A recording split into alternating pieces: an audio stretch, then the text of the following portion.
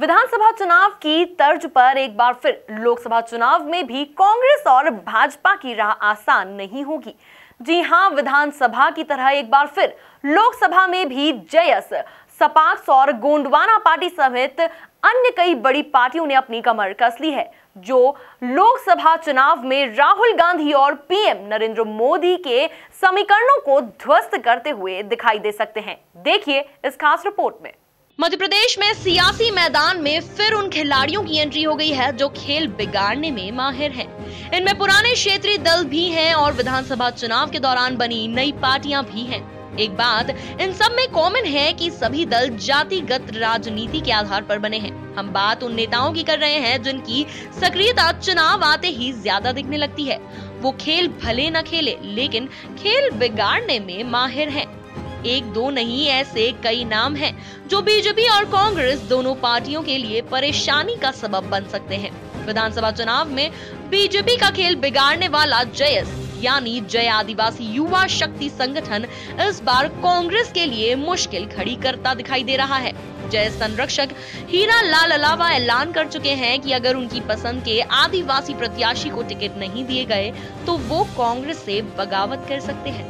सवर्णों की राजनीति करने वाली 15 सीटों पर चुनाव लड़ने का ऐलान कर चुकी है। हम दिग्विजय सिंह जी के खिलाफ अपना उम्मीदवार खड़ा करेंगे। हम शिवराज जी के खिलाफ उम्मीदवार खड़ा करेंगे जहाँ से मोदी जी के खिलाफ भी समाज पार्टी या समाज के खिलाफ उम्मीदवार खड़े कर रहे हैं, क्योंकि दिग्विजय सिंह जी ने ये कहा था कि कोई भी दिग्विजय सिंह जी के समय में पदोन्नति का आरक्षण नियम लागू हुआ था और माननीय शिवराज जी ने यह कहा था कि कोई भी माई का लाल पदोन्नति में आरक्षण खत्म नहीं कर सकता। इन दोनों को जवाब देने के लिए उनके विरुद्ध चुनाव मैदान में रहेंगे। एक देश एक झंडा और एक कानून को लेकर इस बार लोकसभा चुनाव में जाने वाले हैं। हमारे प्रमुख मुद्दों में जातिगत आरक्षण का विरोध करना, यदि आरक्षण देना है तो 50% सीमा के भीतर गरीब किसानों को, मजदूरों को, खेतिहर मजदूरों को या जो युद्ध में सैनिक युद्ध करते हैं मैदान में जाकर उनके परिवार वालों को ये आरक्षण मिलना चाहिए, जाति के आधार पर नहीं होना चाहिए। दूसरा हमारा मुद्दा है एट्रोसिटी एक्ट जैसे काले कानून खत्म होना चाहिए। जैसे कोई भी योजना जाति के आधार पर लागू नहीं होना चाहिए, कानूनी योजनाएं। इन मुद्दों को लेकर हम मध्य प्रदेश में लगभग 15 सीटों पर और पूरे देश में लगभग 55 सीटों पर चुनाव लड़ रहे हैं। 9 राज्यों में हम चुनाव लड़ रहे हैं। बाकी 11 दलों के साथ हमारा समझौता हुआ है और बाकी जगह जहाँ वो चुनाव लड़ेंगे उनको देखिए, पार्टी ने जयस की भूमिका सरकार में रखने की दी थी, लेकिन हमें दुख इस बात का है कि उन्होंने नहीं मानी है। और अगर वो लोकसभा में भी टिकट नहीं देती है तो जयस तो उसी का समर्थन करेगा, उन्हीं के साथ जाएगा जो उनका इम्पोर्टेंट समझ रहा है, जो जयस को महत्व दे रहा है, जो जयस युवाओं को लोकसभा में भेजने की बात कर रहा है। स्वाभाविक है, जयस को अगर महत्व नहीं दिया जाएगा तो कहीं ना कहीं वो अपना निर्णय लेंगे और कुछ ऐसे निर्णय लेंगे, उससे हो सकता है कि कांग्रेस पार्टी को ही कहीं ना कहीं नुकसान हो, क्योंकि जयस पे कंट्रोल न तो मेरा है न ही किसी व्यक्ति विशेष का है। जयस एक हजारों लाखों युवाओं का ग्रुप है और वो चाहते हैं कि उनकी भूमिका लोकसभा में इस बार होनी चाहिए। उनकी भूमिका लोकसभा में कौन देने के लिए, कौन पार्टी आगे आ रहा है, यह सबसे आश्वासन तो सभी दल देते हैं, लेकिन परिणाम तक कौन पहुंचता है अभी आने वाला वक्त बताएगा, उसी का इंतजार कर रहे हैं हम लोग। सरकार की काम गोंडवाना गणतंत्र पार्टी भी इसी कतार में है। कयास लगाए जा रहे हैं कि गोंगपा नेता मनमोहन शाह बट्टी बीजेपी में शामिल होकर सीएम कमलनाथ के बेटे नकुलनाथ के खिलाफ मोर्चा खोल सकते हैं। राजपूतों के नाम पर राजनीति करने वाली करणी सेना के प्रमुख लोकेंद्र कालवी भी चुनाव के दौरान सक्रियता के संकेत दे चुके हैं। श्री राजपूत करणी सेना विशुद्ध तौर पर गैर राजनीतिक संगठन है। चर्चा में है कि इस बार 2 कांग्रेस और 4 बीजेपी के टिकट पार्लियामेंट के करणी सेना के प्रदेश पदाधिकारियों को दिए जा रहे हैं। चर्चा है, देखिए उस चीज को बहुत कॉन्क्रीट मत मान लीजिएगा।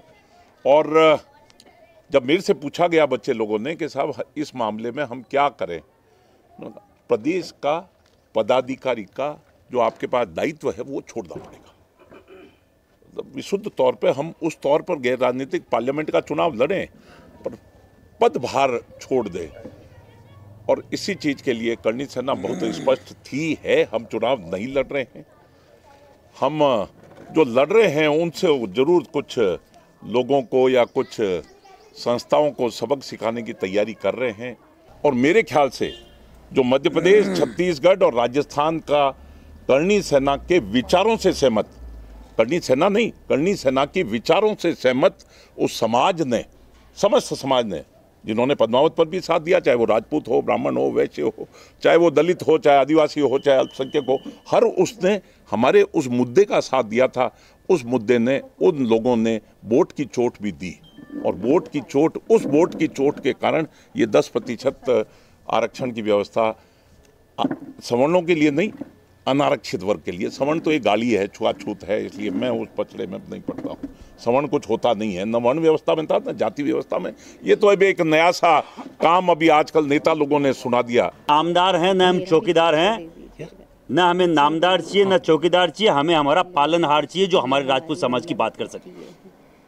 फर्स्टली जो सबसे बड़ा मुद्दा है जो अभी चल रहा है, सबसे ज़्यादा ट्रेड कर रहा है कि मैं चौकीदार हूँ, कोई बोल रहा है मैं नामदार हूँ।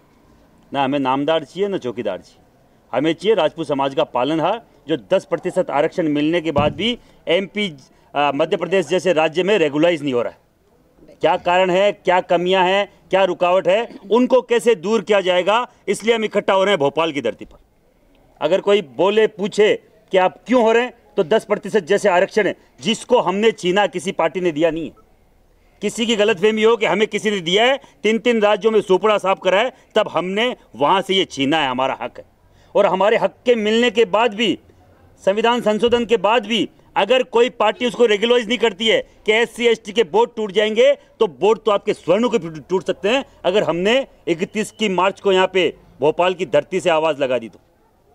अगर किसी की गलतफहमी हो कि कोई पूर्व मुख्यमंत्री, कोई और हमसे जुड़ा हुआ व्यक्ति यहाँ से MP के टिकट लेके आता, हम साथ देंगे कि नहीं देंगे, 10% की बात लेके आएंगे, और वो भी गुजरात की तर्ज पे, ऐसा नहीं किसी 10%। गौरतलब है कि MP में 29 लोकसभा सीटें हैं, 6 ST और 4 SC सीटें आरक्षित हैं। बाकी सीटें सामान्य श्रेणी में आती हैं। 2018 में हुए विधानसभा चुनाव में आरक्षित वर्ग की 82 सीटों में से कांग्रेस ने 47 सीटों पर कब्जा जमाया था, जबकि बीजेपी को 34 सीट ही मिल पाई। मालवा निमाड़ में आदिवासी संगठन तो ग्वालियर चंबल संभाग में सपाक्स ने बीजेपी को बड़ा नुकसान पहुंचाया।